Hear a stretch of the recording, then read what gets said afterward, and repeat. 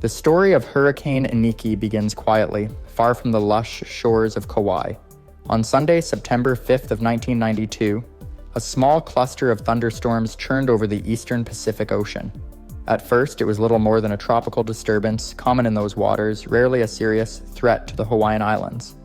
Its roots may have stretched thousands of miles across the globe, seeded by an atmospheric wave that had traveled from the African coast weeks before. Slowly, the disturbance organized, and by September 5th, it was classified as a tropical depression. For Hawaiians, this posed no alarm. Hurricanes were something the islands had learned to dismiss. In living memory, most systems had bent away to the north or slipped harmlessly south, deflected by a protective ridge of high pressure known as the subtropical ridge. This invisible shield had spared the islands again and again, leaving residents to believe that direct strikes were unlikely, almost mythical. As the first week of September unfolded, life on Kauai was completely normal. Families were preparing for the start of the high school football season. Skies were brilliantly clear, and the island's gardens and forests flourished under the late summer sun. There was no sense of urgency, no reason to suspect the peace would soon end. By Tuesday, September 8th, the depression had intensified into a tropical storm, earning its name Iniki, a Hawaiian word meaning strong and piercing wind. A day later, it strengthened further, upgraded to a hurricane. Forecasts continued to show the system tracking westward, expected to pass south of the Hawaiian chain without incident. The greatest concern voiced at the time was the potential for a high surf along south-facing shores. But while people went about their daily lives, the atmosphere above them was changing. The subtropical ridge, the very shield that had protected Hawaii for decades, began to weaken. At the same time, a deep trough of low pressure started digging southward across the central Pacific, acting like a giant vacuum in the atmosphere. This subtle but critical shift would set Iniki on a path unlike any storm before it. By Thursday, September 10th, forecasters at the Central Pacific Hurricane Center were grappling with uncertainty. Some computer models still suggested the hurricane would remain on its westward course. Others, however, showed an alarming alternative, a sudden and sharp turn to the north. For now, those projections were treated as outliers, but in just a matter of hours, they would prove to be tragically correct. On the morning of Friday, September 11th of 1992, residents of Kauai woke to radio bulletins that left many stunned. Overnight, Hurricane Iniki had executed the feared northward turn. What had once seemed like a distant storm was now racing directly toward the island. By sunrise, Iniki had reached Category 4 strength, with sustained winds near 140 miles per hour. At 8 o'clock that morning, the Central Pacific Hurricane Center issued a hurricane warning for Kauai. This was the first time in modern Hawaiian history that such an urgent alert had been delivered for the island. Schools closed immediately, businesses shuttered their doors, and families scrambled to buy last-minute supplies. Stores quickly ran out of bottled water, canned goods, and flashlights. For many, it was their first true hurricane preparation experience. By midday, the outer bands of Iniki began sweeping across Kauai. Heavy rain fell in bursts, bending palm trees and obscuring the mountains in sheets of gray. Around 1 p.m, the sky darkened as though it were twilight, even though the sun was high above the Pacific. The storm's eye was rapidly approaching. At 3:30 in the afternoon, the full force of Iniki made landfall on Kauai's south shore near the town of Waimea. Wind gusts were recorded at more than 160 miles per hour, strong enough to rip roofs from homes and snap utility poles like matchsticks. Debris flew through the air as if it were shrapnel. Entire groves of trees were flattened in minutes. The storm surge arrived shortly after, inundating coastal neighborhoods. Walls of seawater up to 6 feet high pushed inland, destroying boats, flooding houses, and sweeping vehicles from roads. Some residents who had ignored evacuation orders found themselves trapped, clinging to trees, or climbing onto rooftops as the waters rose. For more than 2 hours, Kauai was battered relentlessly. As the eye passed over, a brief and eerie calm settled across parts of the island. The winds died, and for a moment, people stepped outside to survey the devastation. But this peace lasted only half an hour before the back half of the storm slammed the island with equal, if not greater, ferocity. By evening, Iniki had passed northward, leaving behind silence, broken only by the sound of dripping rain and distant sirens. Kauai, once lush and vibrant, was now a scene of staggering destruction. What had been a paradise that morning was unrecognizable by nightfall. When daylight returned on Saturday, September 12th of 1992, the full scope of Iniki's devastation became clear. Nearly every structure on Kauai had suffered some form of damage, with entire neighborhoods reduced to piles of splintered wood and twisted metal. Officials later estimated that more than 14,000 homes were damaged, and over 1,400 were completely destroyed. Roofs were peeled away with ease, leaving families exposed to the elements. Electric power was cut off island-wide, plunging residents into darkness for weeks. Fallen transmission lines crisscrossed roads while utility poles leaned or snapped across highways, blocking travel.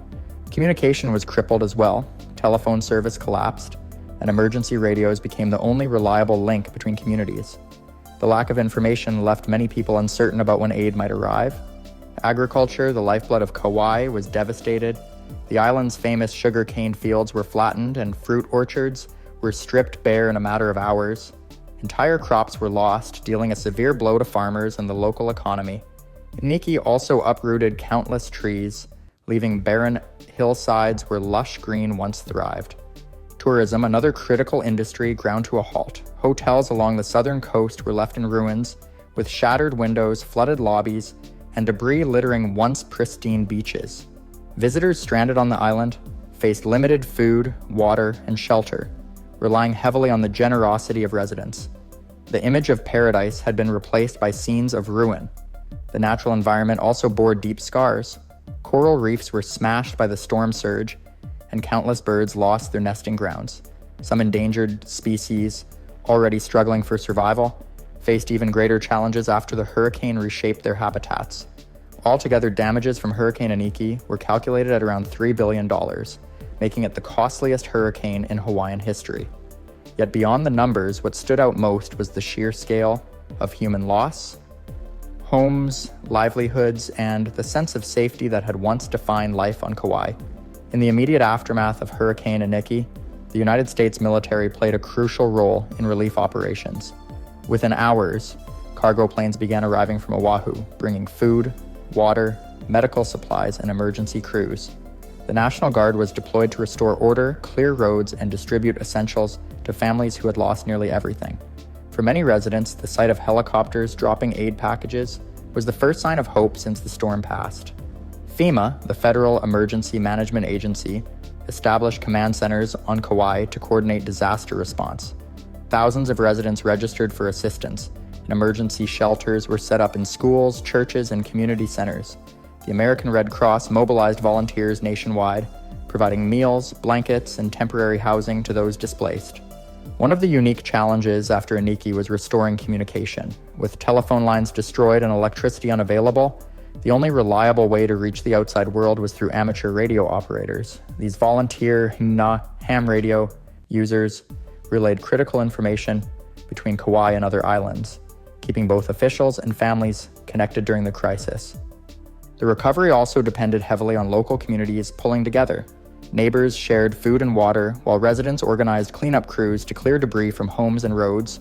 Schools that had lost roofs and classrooms still tried to resume lessons, often holding classes outdoors under makeshift tents. Celebrities and public figures also drew attention to the disaster. Musicians from Hawaii and across the mainland organized benefit concerts, raising funds for rebuilding efforts. The storm even disrupted Hollywood. Production for the movie Jurassic Park, which was being filmed on Kauai, was forced to shut down temporarily due to the extensive damage. Rebuilding took years. Many families lived in temporary housing long after the storm passed, and full restoration of electricity and infrastructure stretched into months. Insurance companies were overwhelmed with claims, and for some residents, recovery was a slow and frustrating process.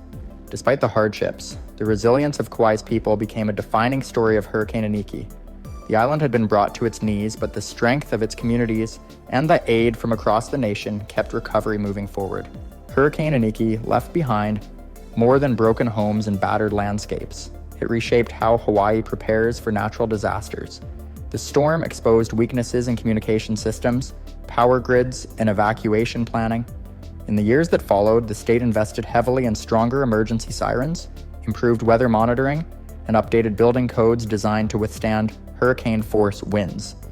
For residents of Kauai, the memory of Iniki became a generational touchstone. Families passed down stories of survival and resilience, ensuring that the lessons of 1992 would not be forgotten. Annual hurricane preparedness drills became more common across the islands, with officials urging households to keep at least 2 weeks of supplies on hand in case of another major storm. The economic impact lingered for years. Tourism, a cornerstone of Hawaii's economy, suffered a major setback as resorts and attractions on Kauai struggled to reopen. Some businesses never returned, while others rebuilt stronger and more storm-resistant. Farmers, too, had to start over, replanting crops and repairing damaged irrigation systems. Iniki also carried a sobering reminder of climate vulnerability. While hurricanes in Hawaii are rare, scientists have noted that warming ocean waters could increase the strength of storms reaching the islands. For many, Iniki is still a warning of what future hurricanes might look like in a changing climate. 3 decades later, Hurricane Iniki remains the strongest hurricane ever recorded in Hawaii's history. It tested the island of Kauai in ways no one could have imagined, but it also showed the strength and determination of its people. Today, the legacy of Iniki is not only the destruction it caused, but also the improvements it inspired in preparedness and resilience. Hawaii continues to carry the scars of that September day, but it also carries the knowledge and readiness to face whatever storms may come next.